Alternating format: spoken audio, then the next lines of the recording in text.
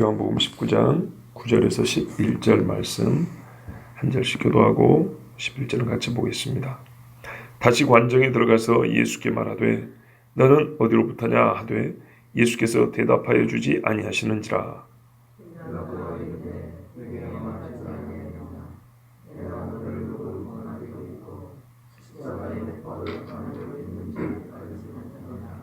예수께서 대답하시되 위에서 주지 아니하셨더라면 나를 해할 권한이 없었으리니 그러므로 나를 내게 넘겨준 자의 죄는 더 크다 하시니라. 아멘.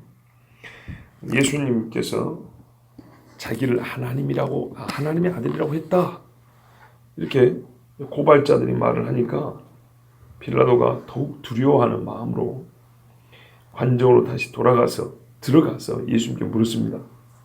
확인을 하는 거예요. 너는 어디로부터냐? 정말 하늘로부터 온 자가 맞냐? 이렇게 물어본 거죠. 그런데 예수님이 대답을 안 해주십니다. 전에도 대답을 안 해주셨어요. 잘. 거짓 증인들이 와가지고 막 거짓말로 막 증언하고 할 때 예수님은 하나도 대답을 안 했어요. 근데 지금은 분명 예수님이 자기 정체에 대하여 그동안에 해왔던 말씀입니다. 사실입니다. 이건 사실. 거짓 증언이 아니고 실제로 본인이 난 하나님의 아들이라 이렇게 말씀해왔던 것인데도 대답을 안 해줍니다. 죽을까 봐 겁나서 그랬을까요? 그게 아니죠. 예수님 그런 분 아닙니다. 그러면 이렇게 했다는 것은 전에는 정말 가치 없는 질문에 대답을 하지 않으신 거고, 지금 이것은 분명히 대답할 가치가 있는데도 대답을 안 하신 것이라면 이유가 있는 겁니다. 앞에 하나님의 아들 그 전에 네가 유대인의 왕이냐 이 질문에는 대답을 아주 길게 하셨어요. 충분히 대답할 이유가 있는 질문이었기 때문입니다. 근데 이것도 마찬가지예요. 대답할 질문인데도 불구하고 대답을 안 하셨어요. 그렇다면 무언가가 이유가 있는 겁니다. 근데 뒤에 보면 또 빌라도하고 예수님의 대화가 이어지죠. 이어지는 요 대답, 그러니까 요 대화를 하기 위해서 지금은 대답을 좀 아껴두신 겁니다. 빌라도가 대답을 하지 않는 예수님을 마주하고 대답을 유도할 수 있는 조건을 내겁니다. 내게 말하지 아니하느냐? 내가 너를 놓을 권한도 있고 십자에 못 박을 권한도 있는 줄 알지 못하느냐? 지금 내가 누군 줄 알고 대답을 안 하냐? 그 말이죠. 빌라도는 총독 지휘뿐만 아니라 지금 너와 나의 관계는 너는 솔직히 말할까 사형수고 나는 재판장이다. 군대에서 말이죠. 짝대기 하나 차이만 해도 엄청난 건데 너 지금 네 앞에 있는 자가 누군지를 알고 묻는 말에 대답하느냐. 너 말 이 한마디로 살 수도 있어. 그런 말 아니겠습니까? 현실 파악해라 그 말입니다. 자, 그런데 예수님이 그렇다 아니다 이렇게 대답을 아니하시고 좀 다른 방향 각도에서 대답을 해주십니다. 위에서 주지 아니하셨더라면 나를 해할 권한이 없었으리니. 빌라도의 약간은 우호적이면서도 자기과시적이고 또 사형수에 불과하다는 예수님에 대한 뭔가 그 무시가 아주 교묘하게 섞여 있는 그런 질문 또는 제안에 예수님은 아무도 예상하지 못했던 대답을 해주십니다. 처형을 곧 앞둔 사람이 이런 대답을 할 줄 누가 알겠습니까? 한마디로 네가 지금 나를 죽이니 사니 하는데 사실은 너는 아무 힘이 없는 존재야. 이런 말입니다. 지금 예수님이 이 11절에 하신 말씀 말입니다. 유대인의 왕이냐는 이 질문 그 다음으로 이어진 긴 답변입니다. 예수님은 대제사장들이 여러 신문을 했지만 대답을 거의 안 하셨습니다. 또는 네가 말했느니라 정도의 단답형으로 대답하셨는데 딱 두 가지 질문에는 긴 대답을 해주셨어요. 유대인의 왕이냐? 이 질문에 대하여 우리 예수님이 아주 길게 18장 36절 37절 봐보세요. 이렇게 길게 대답해 줬어요. 내 나라는 여기에 속한 것이 아니며 막 이렇게 길게 해주셨어요. 그 다음으로 길게 대답하신 것이 바로 여기 하나님의 아들이냐에 대한 질문인데, 처음에는 대답을 안 해주셨다가 이 역시도 그렇다 아니다가 아닌 약간 다른 각도이지만 그에 대한 답변을 포함하고 있는 긴 대답이에요. 사실 대답이라기보다는 뭐랄까요, 진짜 답변다운 답변을 주신 거죠. 보십시오. 하나님의 아들이라는 것하고 유대인의 왕이라는 것이 실제적으로 예수님을 죽일 죄목입니다.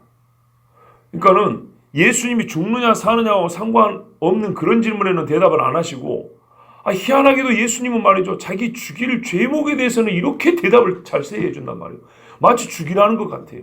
유대인의 왕이냐 그러면 아닙니다 이렇게 해야 되는데, 그렇다, 어느 정도로 내가 유대인의 왕이냐면 내 나라는 말이죠, 길게 얘기를 해버립니다. 죽이라는 얘기죠. 뭐 하나님의 아들이냐 그러면 안 죽고 싶으면 가만히 있거나 아니다 이래야 되는데, 내가 어느 정도로 하나님의 아들이냐 말인가 하면 너 임마 하나님 아니면 나 죽이지도 못해 하면서 아주 그냥 재판장 부회를 일으켜 놓으면서, 부활을 일으켜 놓으면서 자기 죽이라는 식으로 꼭 죽일 죄목에 대해서는 자기 자신을 아주 분명하게 드러내십니다. 세상에 이런 사형수는 없어요. 이게 사실 예수쟁이들의 말하기에 합니다. 정말 우리 죽일 이유를 갖다 댈 때 네가 예수쟁이 맞냐 할 때 다른 거는 몰라. 다른 억울한 거는 그냥 가만히 있어도 그렇다. 나 예수쟁이다. 나 예수한테 미친 사람이다.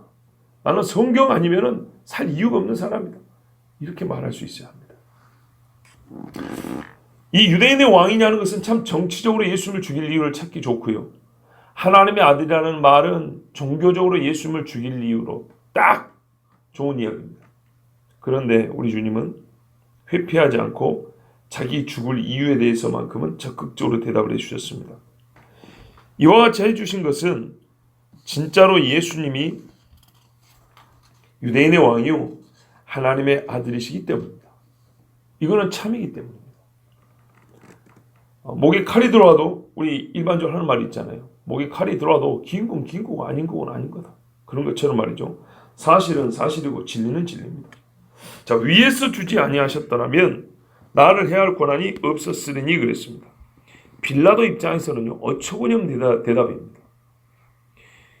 어떻게 보면 빌라도를 완전 무시하는 대답이잖아요. 빌라도가 성질 나서라도 당장 죽이라고 그렇게 할 수 있는 대답입니다. 누가 봐도 빌라도가 예수를 죽이고 살릴 수 있는 사람이 아닙니까? 이 유대 땅에서 빌라도보다 높은 사람이 어디 있습니까? 빌라도보다 힘 있는 사람이 어디 있습니까? 저 밖에서 소리치는 사람들이 유대의 지도자들이라 해도 결국에는 지금 뭘 하고 있냐면 빌라도에게 죽여달라 부탁을 하고 있는 거예요. 부탁을. 제발 좀 죽여달라고. 물론 이제 뒤에 가면 빌라도가 그들의 이 압력이 못 이어서 죽이니까 사실 힘이 없다고 해도 뭐 틀린 말은 아닌데, 일단 지금 형국은 빌라도 말대로 빌라도가 최고 권력자입니다. 아니면 로마의 황제가 권한을 준 것으로 치면, 위에서 주지 아니하셨더라면 이 말을 이 사람이 로마의 관리니까 황제가 권한을 주지 아니했다면 네가 나를 재판할 권한이 어디 있었겠느냐, 뭐 이런 말로 하면 또 이해가 되죠. 근데 예수님이 지금 뭐 가이사의 그 권력을 얘기하려고 한 건 아니지 않습니까? 누가 봐도. 뭐 총독의 권한 이야기하려는 건 아닙니다. 총독의 법적 권한이나 또는 사전에 예수님이 뭐 가이사 황제에게 나 좀 죽여주시오, 빌라도에게 나 죽일 힘 좀 내려주십시오, 뭐 이런 일이 아니라면, 이런 일을 하신 게 아니라면 예수님의 지금 이 말씀은 빌라도로 하여금 하늘에 계신 분을 생각나게 하는 말씀입니다. 왜냐하면 방금 전에, 지금 저는 길게 말을 했지만 이 현장에서는 무슨 일이 있었냐면 바로 방금 몇 초 전에 예수께서 하나님의 아들이라는 새로운 죄목이 공개적으로 더해졌고, 고발자들에게서 이것 때문에 빌라도는 더욱 두려워하고 있는 중이기 때문입니다. 지금 빌라도 심히 두려워하고 있는 중입니다. 그 말 때문에. 사람의 마음을 아시는 주님께서 더욱 두려워하고 있는 빌라도에게 그 두려움이 어디서부터 온 것인지, 왜 두려울 수밖에 없는지 그 설명을 이 대답에 포함시켜 주신 겁니다. 그래서 처음에 바로 그렇다 아니다라고 대답을 하지 않으셨습니다. 그렇다 아니다를 이렇게 대답한 것은 좀 하수고요. 그렇다를 말하더라도 더 많은 의미를 포함시켜서 말할 수 있는 게 고수 아니겠습니까? 예수님이 이 빌라도에게 내가 하나님의 아들이다, 그렇다 아니다를 포함하면서 동시에 빌라도가 지금 무서워하고 있잖아요. 두려워하고 있는 이참에 빌라도로 하여금 진짜 하나님을 알게 하려고 잠시 대답을 미룬 겁니다. 그러니까 지금 예수님의 대답 안에서 뭐가 있어요? 하나님에 대한 두려움을 더욱 크게 하면서 그분이 계시다는 것과 동시에 내가 그의 아들이라는 것을 같이 말하는 거잖아요. 보세요. 위에서 주지 아니하셨다면 네가 나를 죽일 권한이 없었으리라. 내가 지금 왜 죽게 됐죠? 그렇다. 하나님의 아들이니까 죽게 됐다는 거. 이거 당연히 포함되어 있는 말입니다. 자, 이 대답의 독립적 의미, 그 빌라도가 지금 어떤 심리였냐고 빼고 그냥 말 자체만 보면 우리는 굉장히 중요한 사실을 알 수 있는데요. 예수님의 십자가 죽음이 누구의 계획과 목적에 따른 결과인지를 예수님이 다시 한번 가르쳐 주는 겁니다. 예수님이 이 땅에 오신 것도 아버지의 뜻이고 사역을 한 것도 다 아버지가 주신 말씀대로 한 것이고 그가 죽으신 것도 다 아버지의 구원 계획이었다. 이 말씀입니다. 예수님의 십자가 대속 죽음은 우리가 아직 연약할 때, 로마서 말씀을 보면 같은 말을 3번 반복해야 돼요. 우리가 아직 연약하였을 때, 아직 죄인 되었을 때, 우리가 경건하지 아니할 때, 그러니까 어떤 것 하나라도 우리로서는 하나님 앞에 갈 수 있는 아무런 조건도 없을 때, 정말 하나님과 원수의 관계에 있을 때, 철저히 하나님 편에로부터 하나님에게서만 구원의 은혜가 시작됐다는 얘기입니다. 그것도 어떻게요? 기약대로 그랬어요. 약속을 누가 했습니까? 하나님이. 우리는 하나님과 약속하자 한 적도 없고 약속을 하자고 말할 자격도 없어요. 근데 하나님이 친차져 있어서 내가 약속하마. 내가 내 아들을 보내서 너희를 구원하며 이렇게 해서 철저하게 하나님의 은혜 행위로서 완전히 하나님의 단독적 구원 행위로서 우리가 구원받게 된 것입니다. 바로 그 점을 예수님이 지금 이 말씀을 하고 있는 거예요. 자기의 죽음이잖아요. 이 죽음이 위에서 주지 아니하셨다면 누구도 나를 해할 수 없었으리라. 나 안 죽었을 거라는 거예요. 오직 위에서 아버지의 단독 계획이고 철저한 단독적 행위로서 내가 지금 너의 손에 넘겨졌다. 이 말입니다. 그러니 예수님을 죽이니 마니하는 이런 착각에 빠져있는 빌라도에게 그가 정말 아무 권한도 가지지 못했음을 깨닫게 해주시고 또 한 가지 말할까요? 예수님이 지금 하나님의 아들이라는 질문을 받았죠. 예수님은 어쨌든 육체를 갖고 있습니다. 육체를 가지고 있는 사람은 절대 죽고 싶지 않습니다. 더 살고자 하는 육체의 원함마저도 모든 죄인을 구원함이라는 아버지의 뜻에 복종시키신 아들의 아들됨을 지금 증명하는 발언입니다. 그러니까 이게 대답입니다. 보세요. 위에서 권한을 주지 아니하셨더라면 네가 나를 해야 할 권한이 없었을 것이다. 여기서 해야 한다는 것이 아까 맞은 채찍 이야기가 아니잖아요. 십자가 이야기입니다. 왜 지금 밖에서 계속 십자가 못 박으라고 했습니까? 예수님은 그 길을 가겠다는 거 아닙니까? 위에서 줬기 때문에 너는 나를 죽이고 위에서 하셨기 때문에 나는 위에서 주신 말씀대로 간다 그 말입니다. 어떤 관계죠? 이게 아들입니다. 아버지가 명하신 말을 위에서 아버지가 명하셨기 때문에 나는 그 길을 간다. 대답이 되었느냐? 나 하나님의 아들 맞다 그 말입니다. 그러면서 한 말씀 더 하셨습니다. 그러므로 나를 내게 넘겨준 자의 죄는 더 크다 하시니라. 그러므로 이 말씀으로 또 한 가지 결론이 추가됩니다. 나를 너에게 넘겨준 자의 죄는 더 크다. 모든 권한이 아버지께 있기 때문에 어쩔 수 없이 예수를 넘겨준 거야는 핑계를 사람들은 생각할 수 있습니다. 가끔 그런 사람들 있잖아요. 다 하나님의 예정과 섭리면 사람이 할 게 있나? 그냥 가만히 있어. 이거는 성경에서 가르치지 않는 겁니다. 자, 그런 핑계를 댈 수 있지만 오히려 주님은 거꾸로 말씀합니다. 아버지께 모든 권한이 있기 때문에 예수님을 빌라도에게 넘겨준 자들의 죄는 더 크다. 이걸 어떻게 이해해야 될까요? 모든 권한이 아버지께 있기 때문에 빌라도에게 넘겨준 자들의 죄는 더 크다. 어떤 차이로 인해서 이 사람들의 죄가 더 클까요? 유대인들의 죄가요. 권한이 아버지께 있기 때문에 유대인들의 죄는 더 크다. 더 클 수 있는 이유는 이 사람들이 아버지가 누군지 더 잘 알 수 있는 위치에 있기 때문입니다. 우리가 로마서에서 들었잖아요. 그들에게는 조상들이 있고 율법과 약속들이 있고 예배와 영광과 언약들이 있다고 그랬어요. 이 사람들은 구약 성경을 통해서 메시아가 누구며 왜 오시며 무슨 일을 할지 어떻게 죽을지 다 읽은 사람들이에요. 그런데 그들이 성경을 가진 그들이 자기 메시아를 자기들의 왕을 이방인에게 죽이라고 넘겨줬어요.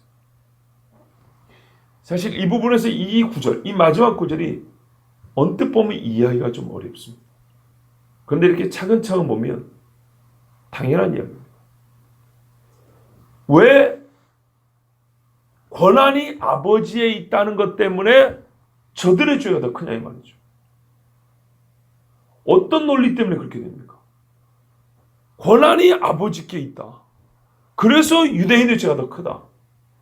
빌라도보다 못을 박으러 해준 빌라도보다 못 박으라고 한 사람이 더 크다. 그들이 그냥 완력을 행사해서 막 협박을 했기 때문에 그 정도 얘기가 아니고 예수님의 말씀은 권한이 아버지께 있기 때문입니다. 그 말은 저들이 그 권한 자 아버지를 알기 때문입니다. 이들은 유대인입니다. 하나님의 약속을 합니다. 자기들의 메시아를 충분히 알 수 있었습니다. 예수님이 공생기간 때도 왜 책망하셨습니까? 눈먼 자들이라고 하지 않았습니까? 외식하는 자들이라고 했고 성경에서 영생을 얻는 줄 알고 성경을 부지런히 보면서도 왜 나를 믿지 못하느냐? 그건 사람의 영광을 취하기 때문이다. 예수님이 그렇게 말씀하지 않으셨습니까? 이 사람들은 3년 동안 예수님을 볼 수 있었습니다. 예수님의 복음을 들은 사람들입니다. 그리고 예수님이 기적을 행하는 정말 많은 하나님의 아들됨의 증거를 본 사람들입니다. 요한복음 9장 41절에 예수님이 말하냐면 너희가 소경되었다면 죄가 없으려니와 본다고 하니 너희 죄가 그저 있느니라 그랬어요. 이 사람들은 본 사람들입니다. 빌라도는 오히려 못 봤다고 할 수도 있습니다. 주님을 믿지 않은 사람들의 죄는 절대 없어지지 않습니다. 근데 더 큰 것은 그냥 본 게 아니라 이 사람들은 많이 하나님의 은혜를 다른 사람보다 더 많이 보고 더 많이 받았기 때문에 우리 주님이 누가복음에 뭐라니까 12장 47절 48절에 주인의 뜻을 알고도 예비치 아니하고 그 뜻대로 행치 아니한 종은 많이 맞을 것이요 알지 못하고 맞을 일을 행한 종은 적게 맞으리라. 딱 이 상황입니다. 빌라도는 어떤 의미에서 예수님을 이제서 직접 만나봤어요. 그전에는 풍문으로 저 멀리서 들었죠. 로마 관리니까. 근데 유대 사람들은요. 직접 보고 막 돌 떼려다가 못하고 잡으려다가 못 잡고 종들 보내서 막 흠잡아 오라고 하고 이 3년 동안 이 일을 했습니다. 물은 많이 받은 자에게는 많이 찾을 것이요 많이 맡은 자에게는 많이 달라 할 것이니라. 이 말씀 그대로입니다. 또 이런 말씀 나왔죠. 마태복음 11장 같은 데 보면은 고라시나 벳세다야 가버나움아 예수께서 기적을 많이 행하신 곳들이 믿지 아니함으로 예수님이 뭐라고 책망하냐면 소돔과 고모라가 환난 때 너희보다 나을 거다. 왜? 많이 보여준다 안 믿으니까. 예수님이 엄청난 정죄를 해버렸습니다. 소돔과 고모라는 여러분 노아 심판의 방부라는 우리의 주인은 성경에 어떤 의미에서 심판의 두 번째 경고 아닙니까? 실제로 있었던 사건으로서. 근데 소돔과 고모라가 차라리 낫다고 그럽니다. 왜요? 가버나움, 벳세다, 고라신 여기는 예수님을 직접 만났으니까요. 자, 여러분. 예수님이 왜 처음에 대답을 바로 하지 않으셨을까요? 바로 대답을 하셨다면 질문의 유형에 따라 단답형으로 끝났을 겁니다. 네가 하나님의 아들이냐? 이렇게 쓰니까 그렇다 아니다로 대답은 끝납니다. 그러나 예수님이 그렇게 하지 않으신 것은 빌라도에게 더 깊은 진리를 가르치기 어려웠기 때문에, 단답형으로 끝났다면 더 깊은 진리를 가르치기 어렵기 때문입니다. 여러분, 더 깊다는 것은 우리가 솔직히 말하면 최소한 말의 길이에 어느 정도의 그 길이가 필요합니다. 단답형으로는 깊은 걸 가르치기가 어렵습니다. 우리가 앞서도 봤지만 예수님은 빌라도가 예수님을 살리고자 하는 어떤 그런 양심의 움직임이 있지만 예수님은 그보다 더 크게 빌라도를, 자기를 오히려 죽음에 내주는 빌라도를 살리고자 하는 예수님의 그 애씀이 우리 이 심판 과정, 재판 과정에서 보인다고 그랬습니다. 이것도 마지막으로 예수님이 빌라도에게 기회를 준 겁니다. 빌라도에게 마지막으로 죄를 범하지 않을 기회를 주고자 하셨습니다. 봐보세요. 더 큰 죄라고 그랬잖아요. 더 큰 죄. 빌라도 역시 죄를 짓고 있다는 것입니다. 그 죄는 뭡니까? 자기 입으로 말한 대로 하나님의 아들을 죽이는 죄입니다. 하나님의 아들이라고 고발당한 죄를 지금 받았는데 빌라도 뭐냐면 내가 너를 놓을 권한도 있고 십자가에 못 박아 죽일 권한도 있다고 그랬습니다. 지금 눈앞에 누가 있어요? 하나님의 아들이라고 주장하는 자가 눈앞에 있어요. 예수님 말씀에 따르면 저들은 더 큰 죄고 너는 더 작은 죄인데, 아까 말씀에 너는 더 적게 받았으니까 적은 죄이긴 하지만 그러나 죄목은 똑같습니다. 무슨 말입니까? 여러분, 여러 사람이 공범으로 사람을 죽였어요. 공범으로 사람을 죽였어요. 5명이 사람을 죽였어요. 그 중에 하나는 망을 봤어요. 하나는요, 죽이라고 칼을 갖다 줬어요. 한 자리에 다 있긴 한데 실제로 찔러 죽인 사람은 3명이에요. 그 중에 한 사람은 다리를 찔렀어요. 그 중에 한 사람은 몸뚱어리를 한 3번 찔렀어요. 그 중에 한 사람은 목을 5번 찔렀어요. 어떻게 처벌받을까요? 전부 다 살인죄입니다. 형은 어떻게 다를까요? 형은 목을 5번 찐 사람이 제일 높게 받겠죠. 그러겠죠? 이게 상식 아닙니까? 그렇죠? 빌라도나 유대인이나 예수님 죽인 죄는 똑같아요. 유대인은 같은 죄목인데 더 커요. 하나는 강도 죄고 하나는 살인죄가 아닙니다. 똑같은 살인죄입니다. 근데 누구를 죽였다고요? 하나님의 아들 죽인 죄는 똑같습니다. 우리 사도신경에 뭐래요? 빌라도에게 고난을 받았어. 이 고난이 채찍만 얘기한 건 아니잖아요. 왜? 그 다음에 장사든지 살만이니까 죽였다는 얘기를 하고 있는 겁니다. 그러나 여러분, 예수님은 이 죄를 짓지 않게 하려고 빌라도에게 마지막으로 기회를 주신 겁니다. 저들의 죄는 더 크다. 너는 더 작은 죄지만 역시 동일한 죄다. 왜요? 예수님을 앞에 세운 그 일은 똑같기 때문입니다. 이처럼 우리 주님은 빌라도를 구원하고자 했지만 빌라도는 끝내 위에서 주신 고난을, 말은 잘했어요. 살릴 수도 있고 죽일 수도 있는데 예수님을 죽이는데 사용하고 말았습니다.